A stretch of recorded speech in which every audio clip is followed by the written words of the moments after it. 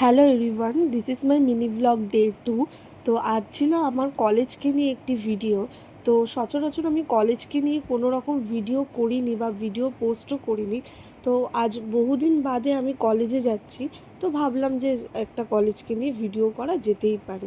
যেহেতু 2 বছর পর কলেজে গেছিলাম, আর কলেজটাকে দেখতে আগের থেকে এত সুন্দর হয়ে গেছিলো সেটা বলার মতো না।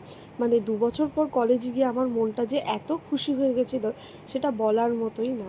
তো কলেজে গিয়ে আমার পুরনো স্মৃতিগুলো একটু ভেসে উঠছিল। আর এইটা হচ্ছে আমাদের মর্নিং কলেজের বিল্ডিং। আর মর্নিং কলেজের বিল্ডিংয়ের ভেতর ঢুকে কিছু কাজ সারার পর আমি কিছু ক্লিপস নিচ্ছিলাম। মানে কলেজটাকে এত দেখতে সুন্দর লাগছিল, আমার মানে মন পুরো আপ্লুত হয়ে গেছে। তো এরপর আমার একটা বন্ধু মেঘনার সাথে দেখা হয়ে গেছিলো। তো মেঘনার সাথে দেখা হওয়ার পর কিছু ভিডিও ক্লিপস নিলাম।